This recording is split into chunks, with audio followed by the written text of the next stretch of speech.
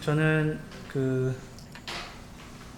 주로 이제 인물에 대해서 조금 생각을 해보았습니다. 18장에 보면 많은 인물들이 나와 있죠. 18장을 시작을 하면서 이제 지금 바울의 2차 전도 여행이 이제 18장으로 이제 마무리가 되는 시점이고, 또 3차 전도 여행을 시작하는 그런 시점이 되고 있습니다.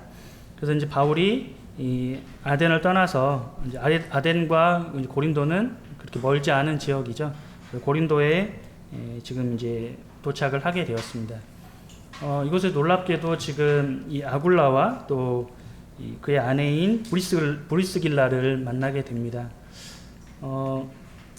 그래서 이 아굴라와 브리스길라에 대해서 좀 생각을 해보았습니다.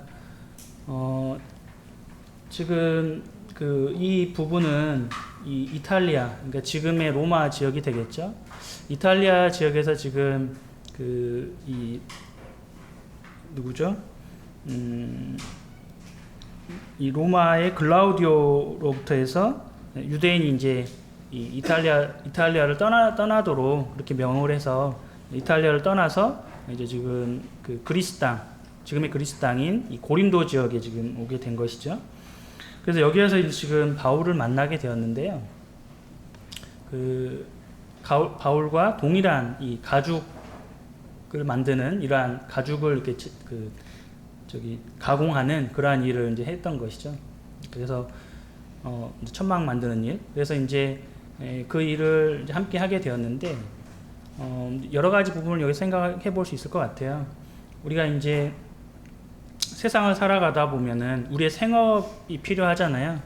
우리가 이제 아무 일도 하지 않고 생업을 다 포기하고, 물론 이제 그런 전심 사역을 하는 그런 일꾼도 필요할 것이고요. 그렇지 않은 우리 일반 성도들은 세상에서 살아갈 때 하나님께서 말씀하신 인간이 범죄한 이후에 우리가 땀을 흘려야지 이 땅의 소산을 먹을 수 있다고 말씀하셨잖아요. 그래서 우리는 이제 어떠한 생업을 우리는 필요로 하는 것이죠. 근데 그 일을 할 때 다른 말씀들에 많이 나와 있지만은 어떤 누구의 눈치를 보거나 나의 어떤 욕심을 위해서 하는 것이 아니라 모든 것을 다 하나님께 하라고 이렇게 말씀하셨잖아요. 그래서 이제 아마도 이 아굴라 브리스길라는 자기의 생업에서 열심히 일을 했던 그런 사람들인 것을 볼 수 있을 것 같아요. 그리고 또 하나 이제 여기서 바울을 이제 같이 만나게 되는데요. 우리도 이렇게 살아가다 보면은 우리 삶 가운데에서 이제 내가 그리스도인임을 이렇게 드러내야 되잖아요. 근데 이제 때로는 그렇지 못하는 경우들 많이 있는 것 같아요. 근데 아마 바울과 같은 일을 하다 보니까 이렇게 만나게 되었을 텐데, 그 만나는 과정 가운데서 저는 그리스도인입니다 라고 하는 것을 둘 다, 이 아굴라도 그렇고 이 바울도 그렇고 둘 다 나타냈기 때문에 그것을 알게 되었고, 교제하는 가운데에서 우리가 동일하게 주의 일을 믿는 자들이군, 이렇게 해서 이제 알게 되었고 이렇게 협력하게 되었던 것을 보게 되거든요. 그래서 그러한 모습도 우리에게 필요할 것이다라는 생각이 또 들고, 또 하나는 우리 삶 가운데에서 어떤 관계를 통해서든 우리가 그리스도인들을 함께 만나게 될 거예요. 근데 우리는 때로는 현재 내가 만나고 있는 삶, 또는 현재 내가 알고 있는 어떤 그리스도인들에 대해서 불평불만을 할 수가 있거든요. 저 형제는, 또 저 자매는 왜 저렇게 할까? 이렇게 하면 좀 더 나을 것 같은데 왜 내 생각과 좀 다르지? 내 생각과 다른 행동을 하네? 이렇게 좀 어떤 불평불만을 할 수가 있어요. 근데 그런 모습들이 아니라 서로 돕고 협력하고, 이러한 모습 가운데서 그 가운데서 하나님께서 역사하실 것이거든요. 그래서 그런 모습들이 우리에게도 필요할 것이다. 우리의 현재 삶에서의 하나님은 역사하시는 것이지, 과거에 역사하신 하나님, 미래에 역사하신 하나님은 지금 현재의 삶에서는 현재의 삶을 우리는 우리의 삶 가운데서 최선을 다하고 그 가운데서 역사하시는 그 하나님을 발견할 수 있을 것입니다. 과거에 놀랍게 역사하셨다고 그래서 지금도 나의 삶 가운데서 놀랍게 역사하신다는 보장은 없는 것이죠. 그것은 오늘의 삶에서 내가 지금 만들어 가야 되는 그러한 모습인 것을 생각을 한번 해보게 되었습니다. 그리고 이제 이 갈리오 총독에게 지금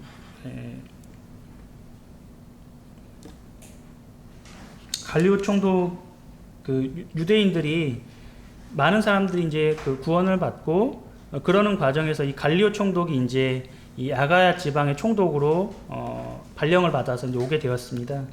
이런 과정에서 이제 이 고린도에 있던 많은 유대인들이 이제 많은 좋지 않은 감정이 이제 바울 일행에게 있었을 거예요. 왜냐하면 자신들이 가지고 있던 어떤 기득권, 어떤 지식 이러한 것들이 침해받고 있기 때문에 유대교의 어떤 역할들, 이러한 권위들이 침해를 받고 있었기 때문에 굉장히 많은 이런 불만들을 품고 있었을 거예요. 그런 가운데 이제 이 갈리오 총독이 지금 발령을 받아서 온 거죠. 아, 잘 됐다.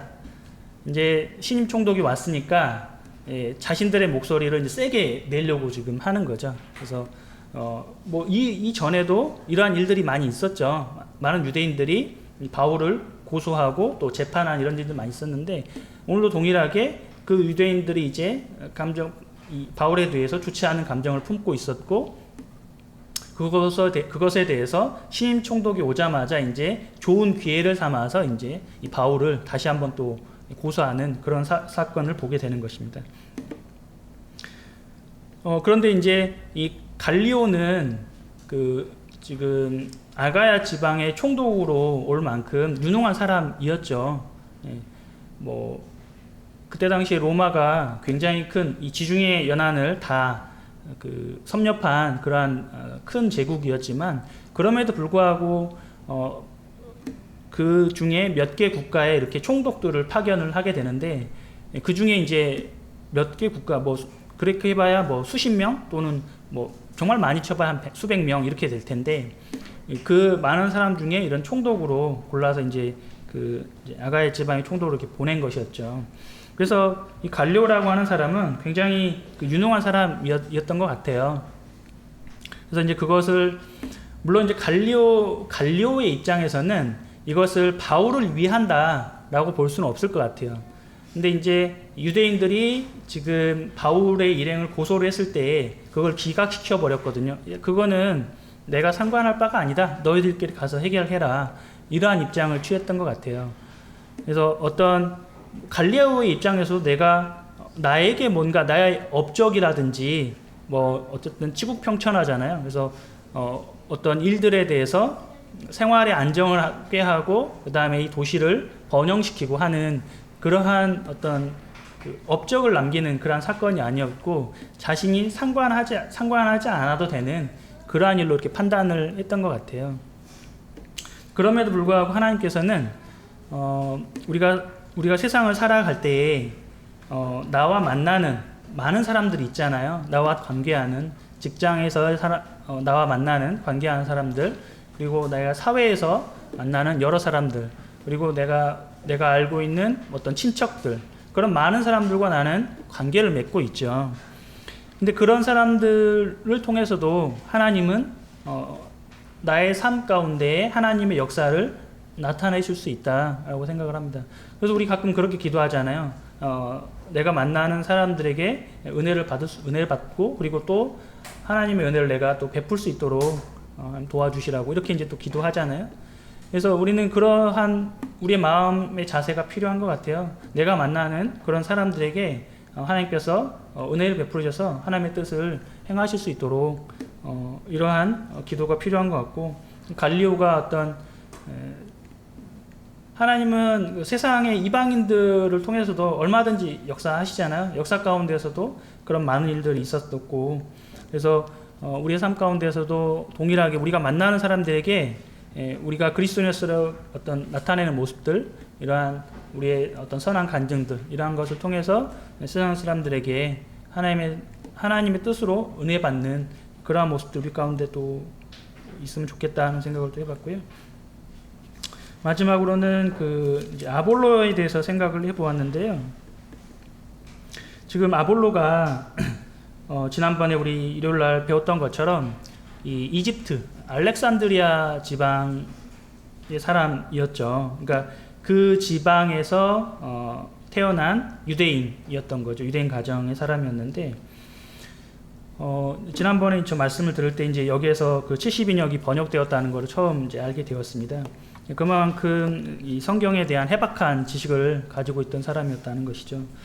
근데 아볼로는 지금 이 아굴라와 브리스길라와 아굴라의 이제 회당에서 이제 말씀을 전했죠. 이 아볼로가 말씀을 전했을 때에 거기에서 뭔가 부족한 것을 발견을 한 게 된 것입니다. 그럴 때 이제 이 그 아볼로의 그 뭐죠? 반응이 좀 나와 있잖아요. 지금 이 아굴라와 브리스길라가 하나님의 도에 대해서 정확하게 26절에 보면은 더 정확하게 풀어주는 이러한 내용이 나옵니다. 근데 그것에 대해서 아볼로는 어떻게 했냐면은 그대로 받잖아요. 그대로 받는 모습이 나와요. 그러니까 이런 모습을 보면은 이 아볼로라고 하는 이분은 영재님은 이제 하나님을 경외하는 마음을 품고 있었다는 걸 볼 수 있을 것 같아요. 이 유대인들이 지금 이 바울에 대해서 대적하잖아요. 이 대적하는 이유가 여러 가지가 있겠지만은 자신들의 어떤 이익이나 어떤 그 권위에 대한 그리고 사람들에 대한 이 영향력에 대해서 침해를 받게 된다는 것이죠. 근데 어떻게 보면 실은 바울도 그런 입장이었어요. 아니 어떻게 하나님이 계시는데 하나님이 계시는데 예수님에 대해서 너희들이 하나님의 아들이라고 왜냐하면 사람에 대해서 그 하나님과 사람은 같을 수 없다라는 게 이 유대인들의 기본적인 마인드거든요. 근데 감히 그 사람인 예수님에 대해서 너희들이 하나님의 아들이라고 하느냐. 그래서 도저히 그것을 받아들이지 못했던 사람이 이 바울이었잖아요. 그런 마음이었기 때문에 그 마음을 가지고 있으면서 이러한 유대인들이 대적하는 것, 이것을 충분히 이해를 했을 거예요. 바울은 그걸 이해하면서도 안타깝게 여겼겠죠. 그럼에도 불구하고 그것을 깨우치지 못한 유대인들 참 안타까웠을 것인데, 지금 물론 이제 이 아볼로가 어떤 구원받은 상태였는지는 아마도 이 세례 요한의 그 침례를 알고 있었기 때문에 어떤 상태인지는 제가 정확히 알 수는 없지만, 그가 자기의 부족한 점을 상담을 받았을 때 그것에 대해서 잘 받아들였다는 모습은 하나님의 그 역사심에 대해서 분명히 인정하고 받아들일 준비가 되어 있었기 때문에 그 아굴라와 브리스길라의 이 교제에 대해서 들어줬다는 그런 마음이 들었어요. 그러니까 우리도 때로는 우리가 가지고 있는 어떤 내가 가지고 있는 게 정말 옳아, 내가 가지고 있는 게 정말 진리야, 이렇게 이제 때로 생각할 수 있는데, 내가 생각하는 게 좀 부족한 게 있을 수 있거든요. 그러면 하나님께서 말씀 가운데서 그것을 분별하게 했을 때 그것을 우리는 받을 수 있는, 그리고 또 하나님께서 역사하실 수 있는 이런 부분들을 한 번쯤 마음 가운데 품고 있는 것이 우리에게 좋겠다. 하나님 역사하신다면 그것을 내가 마음으로 받고자 하는 그런 마음이 항상 우리 가운데 필요하겠다라는 생각이 들어요. 그러니까 우리가 가지고 있는 어떤 고정관념, 나 이대로만 할 거야 라는 게 아니라 주님께서 나에게 어떻게 역사하기를 원하시는지 그런 뜻을 묻고 아볼로처럼 자신의 뜻을 접고서 이 아굴라나 브리스길라의 교제를 들어줬던 것처럼 그런 마음 우리 가운데 좀 필요하지 않을까 라는 생각을 하게 되었습니다. 네. 감사합니다. 사도행전 18장이 아까 말씀하신 것처럼 이제 바울의 2차 전도여행을 마치고 이제 3차 전도여행을 막 시작하는 이와 같은 내용으로 되어 있습니다. 그런데 이제 바울이 이제 고린도에서 아테네에 있다가 이제 고린도로 이제 가까우니까요, 그 지역이. 고린도에 와서 그 회당에서 가르쳤을 때 이들이 그냥 처음에 잘 받았던 거예요. 그리고 이 바울은 그 당시에 아직 이 실라와 디모데가 마게도니아에서 내려오지 않았기 때문에 그는 이제 그냥 평범하게 가르쳤습니다. 그러다가 마게도니아에서 이 실라와 디모데가 오게 되었을 때 힘을 얻었죠. 그 두 사람의 함께하는 것 때문에 힘을 얻고 말씀이 충만해져서 이제 그 말을 굉장히 강하게 이제 말을 했습니다. 네, 5절에 보시면 5절 같이 한번 읽어보실까요? 시작. 실라와 디모데가 마게도냐로부터 내려오매 바울이 하나님의 말씀에 붙잡혀 유대인들에게 예수는 그리스도라 밝히 증언하니. 그렇습니다. 바울이 그 전에는 이제 예수께서 이제 그 구약 성경에 하나님께서 약속하신 이와 같은 그리스도에 대해서 이야기했겠지만 이제 바로 그분이 바로 그 구원자가 예수 그리스도라고 이야기하지 못했던 것 같은데 이제 실라와 디모데가 이제 그 마게도냐 그 위쪽에서 이제 베레아에서 이제 또 데살로니가에서 내려와서 그와 함께 했을 때 이제 그 소식을 들은 건 빌립보 소식을 들었고 또 이제 그 데살로니가 교회에 대한 소식을 들었을 때 바울이 생각한 것보다 그들이 오히려 더 굳건하고 또 이 잠깐 들러서 거기서 복음을 전했지만 그것을 받은 그 사람들이 정말 하나님의 말씀을 이렇게 굳건히 그들이 지키고 있다는 것을 들었을 때 굉장히 힘을 얻었죠. 그래서 그 예수께서 바로 그 그리스도다라는 것을 이제 힘차게 힘있게 증거하게 되었습니다. 이 일로 이제 바울은 유대인들에게 시기를 받게 되었고 유대인들이 그를 박해하기 시작하게 되었죠. 그렇다면 이 바울은 도대체 왜 유대인들에게 이와 같은 박해를 입고 그 뒤에 보면은 7절에 보면은 6절에 보면은 그렇게 말씀하겠죠. 그들이 대적하여 비방하거늘 바울이 옷을 떨면서 이르되 너희 피가 너희 머리로 돌아갈 것이요 나는 깨끗하니라. 이후에는 여기 중요하죠. 이방인에게로 가리라 하고 이렇게 되어 있습니다. 그러니까 바울이 처음에는 그 유대인의 회당에 들어가서 유대인들에게 복음을 전해서 그 회당에 있는 유대인들이 구약 성경을 잘 아니까요. 그래서 구약 성경을 통해서 예수께서 이 그리스도라는 것을 그들이 듣게 되고 하나님께서 그 약속하신 대로 그 그리스도를 보내셨다는 것을 그들이 알게 되었을 때 바로 예수 그리스도를 그들이 믿게 되는 거죠.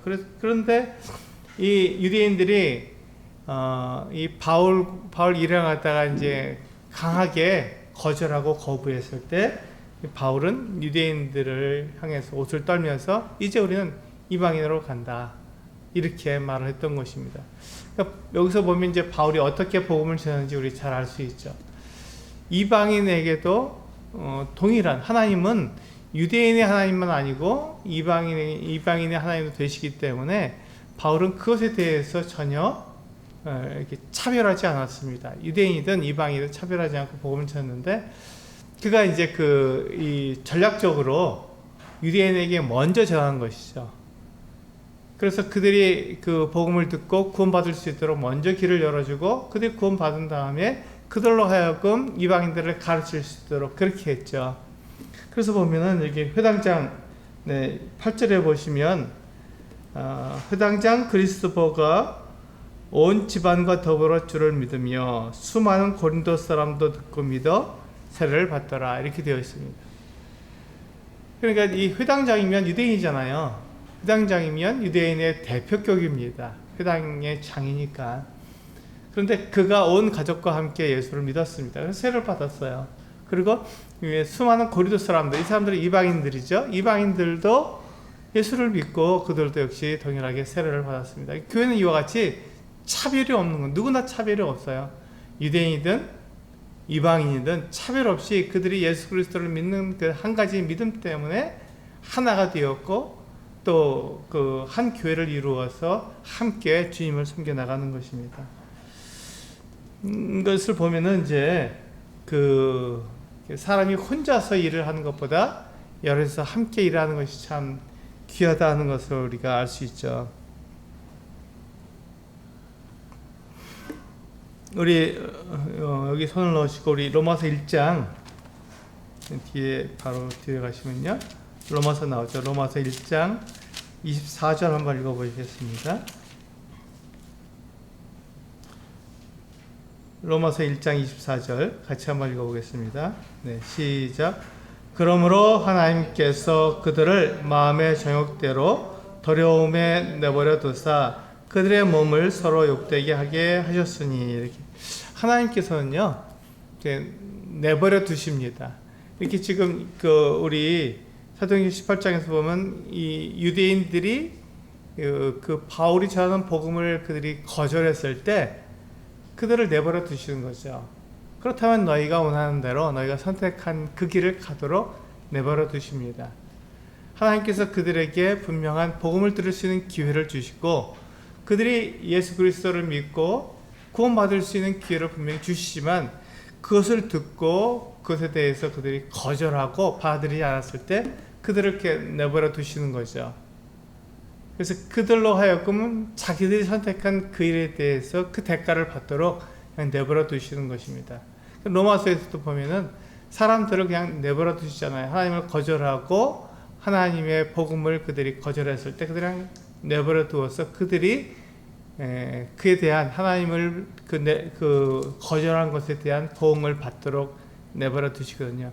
그러나 하나님께서는 사람들에게 복음을 듣고 예수 그리스도를 믿을 수 있는 기회를 차단하시는 것이 아니라 그래서 계속해서 그들에게 그런 기회를 주십니다.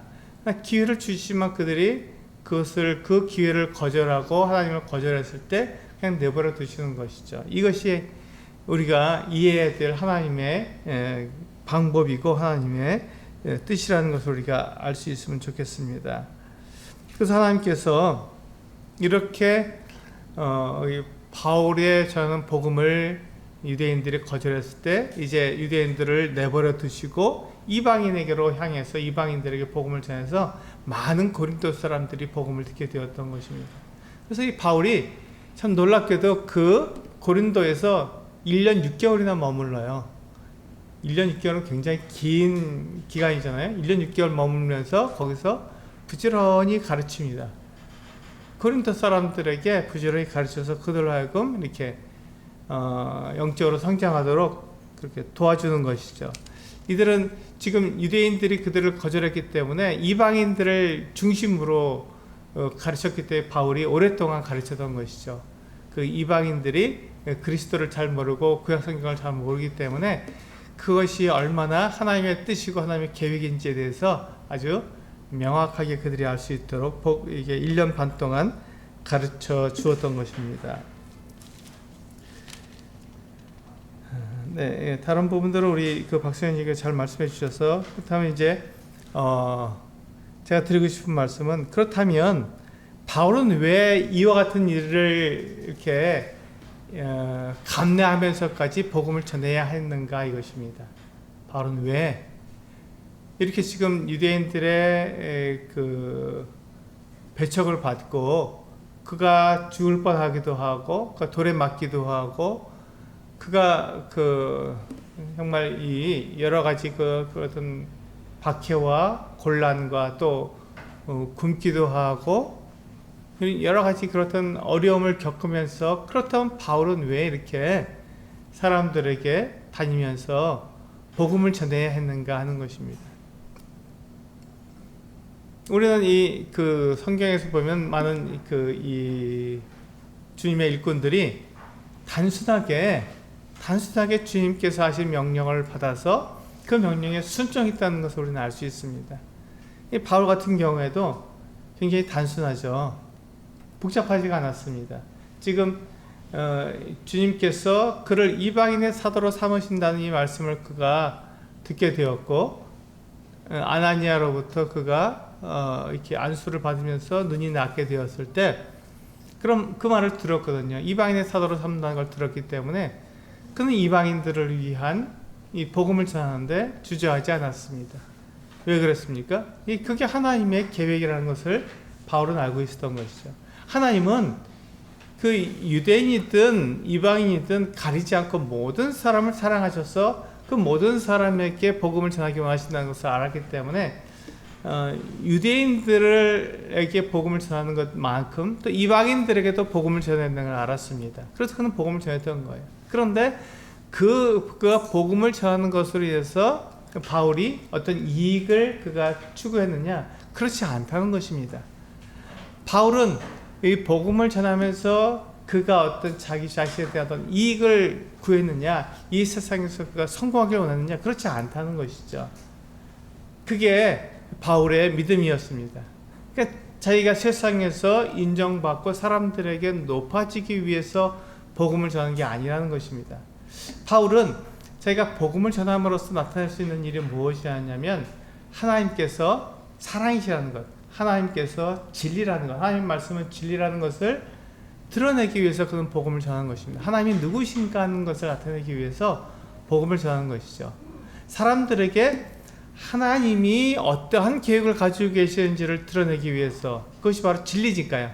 그것을 드러내기 위해서 복음을 전했습니다.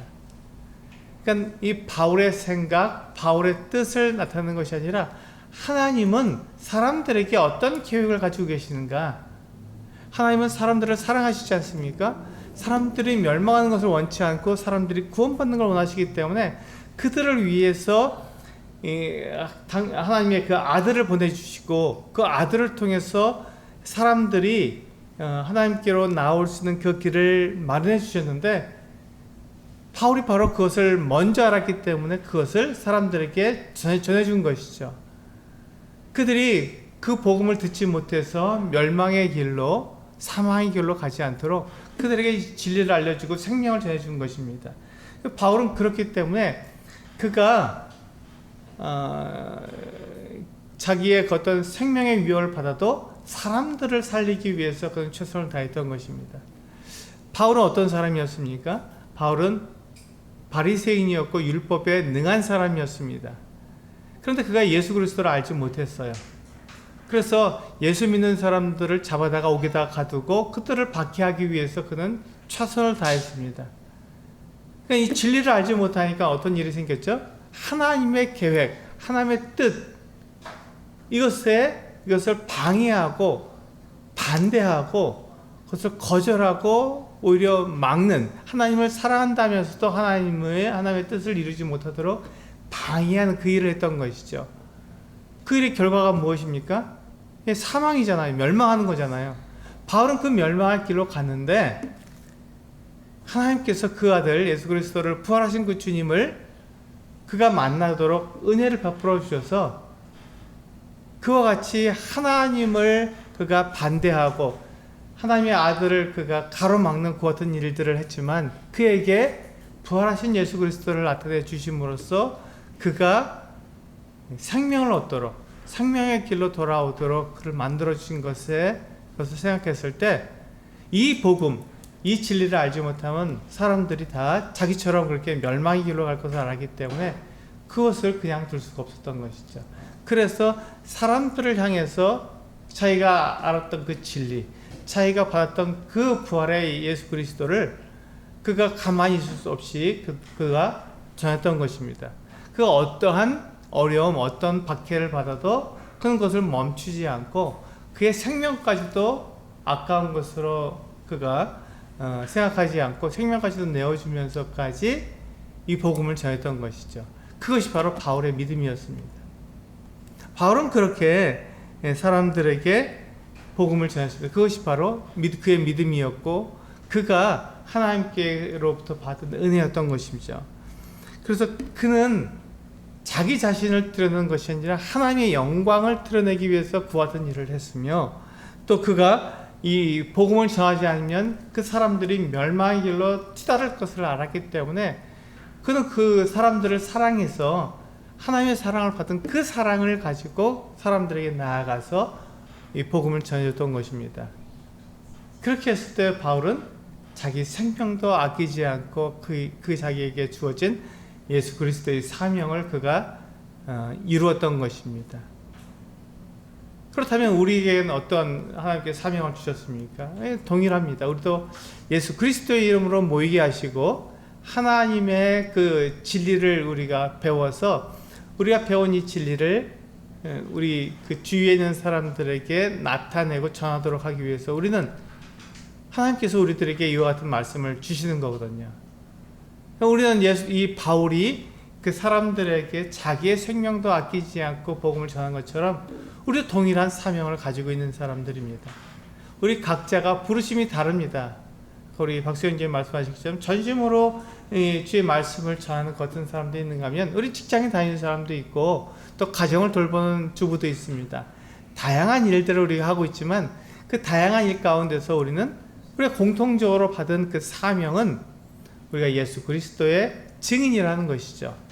예수 그리스도의 사람들은 예수 그리스도를 전하는 어떤 증인의 역할을 하는 것입니다. 그 누구도 이것은 예외가 없는 것이죠. 모든 그리스도인들에게 주신 동일한 공통적인 사명입니다. 그래서 내가 어떠한 위치에 있든지 어떠한 삶을 살든지 그것과 상관없이 우리는 모두가 다 예수 그리스도의 증인들입니다. 그래서 우리는 그 복음을 전해야 되는 것이죠. 근데 어떤 복음을 전할 것이냐? 내가 이 하나님의 말씀을 가르침을 받은다로 내가 만난 그 예수 그리스도를 전해주는 것이죠. 바울이 그와 같은 일을 했고 우리에게도 그와 같은 일을 하라고 주의 성령께서 우리에게 말씀하고 계십니다. 우리 그 일을 하는 것입니다. 그렇게 할 때 우리가 이 세상의 가치관, 이 세상의 그 가르침 이와 같은 것들을 이길 수 있는 것입니다. 이 세상은 그렇게 가르치지 않잖아요. 내가 희생하서라도 어떤 주님 하나님의 영광을 위해서 산다는 것을 그것을 옳은 일로 가르치지 않습니다. 왜 그렇게 하냐? 네 영광을 위해서 살아야지. 네가 잘 돼야 다른 일도 잘 되지. 이렇게 말을 합니다. 근데 주님께서는 그렇게 말씀하시지 않죠. 이 가치관의 차이, 이 가르침의 차이를 우리는 분명히 알아야 됩니다. 주님은 나에게 뭐라고 말씀하시냐면 내가 십자가를 지고 자기를 부인하고 예수 그리스도를 따르라고 이렇게 말씀하고 있습니다. 우리가 그 같은 길을 갈 때 하나님께서 우리의 길을 인도하시고 우리를 평안하게 주님의 뜻을 이루는 그 길로 인도해 주시는 것이죠. 바로 그와 같을 때 우리는 그 같은 길을 갈 때 우리는 이 세상의 가치관, 이 세상의 가르침을 우리가 이길 수 있고 또 그것을 통해서 우리의 믿음을 나타낼 수 있는 것입니다. 주님께서는 우리가 그 같은 우리의 믿음을 나타내기를 원하고 우리가 복음을 바울처럼 전하기를 원하십니다. 이 같은 일에 우리가 승리하는 우리 성도님들 되시기를 기도하겠습니다. 우리 기도하겠습니다.